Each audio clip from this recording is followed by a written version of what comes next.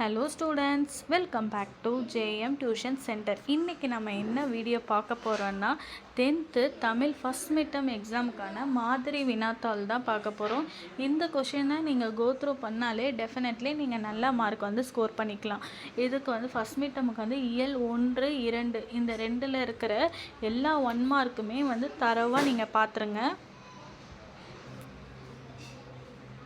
Second 2 mark வந்து 6 எழுத சொல்லுவாங்க. இதில் முக்கியமாக என்ன கேட்பாங்கன்னா, புக் பேக்கில் இருக்கிற 2 மார்க்கும் அப்புறம் இலக்கண வினாக்களும் கேட்பாங்க, கரைச்சொற்கள் வந்து கேட்பாங்க.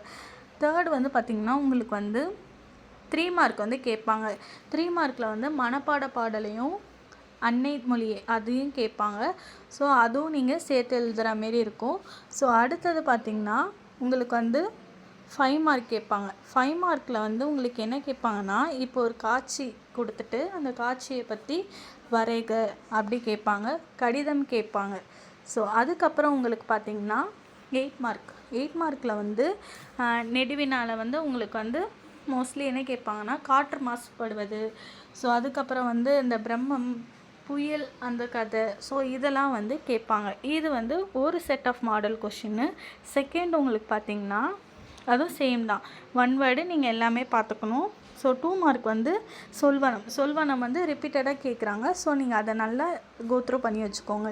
செகண்ட் வந்து பார்த்திங்கன்னா உங்களுக்கு 3 மார்க்கில் வந்து பார்த்திங்கன்னா தமிழ் எண்ணெய், ஸோ இதெல்லாம் வந்து கேட்குறாங்க. அப்புறம் இதில் வந்து முக்கியமாக வந்து உங்களுக்கு வந்து இந்த டிரான்ஸ்லேஷன் சொல்லுவாங்க, இங்கிலீஷில் கொடுத்துட்டு தமிழில் வந்து அதை டிரான்ஸ்லேட் பண்ணணும். ஸோ அதுவும் நீங்கள் பார்த்துக்கோங்க, கடிதமும் பார்த்துக்கோங்க. இப்போ தேர்டு கொஷின் பேப்பரில் வந்து 1 வேர்டு, ஸோ அதே 2 மார்க்லேயும் சேம் அதேமாரி உங்களுக்கு கொடுத்துருக்காங்க. மனப்பாட பாடல், டிரான்ஸ்லேஷன். இதில் வந்து என்ன கொடுத்துருக்காங்கன்னா, நெடுவினால் வந்து குமரிக்கடல் அப்படின்னு இயல் 1ல் வந்து ஒரு கட்டுரை இருக்குது. அந்த கட்டுரை அல்லது சொல்வளம் அந்த நெடுவினா வந்து எழுத சொல்லியிருக்காங்க. அதேமாரி மேலே பாருங்கள், நூலக வசதி வேண்டி கடிதமும்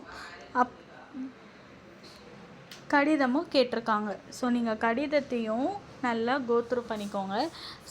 இப்போ வந்து 4th set of question paper, இதில் வந்து 1 வேர்டு கொடுத்துருக்காங்க. ஸோ காட்சியை கண்டு பொருள் எழுதுக வந்து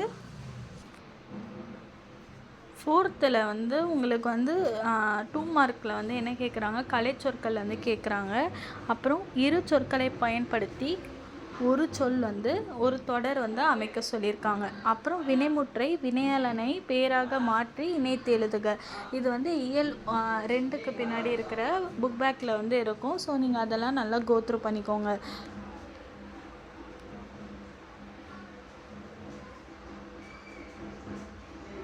இந்த வீடியோ உங்களுக்கு யூஸ்ஃபுல்லாக இருந்தால் மறக்காமல் என்னோடய சேனலை வந்து சப்ஸ்கிரைப் பண்ணுங்கள்.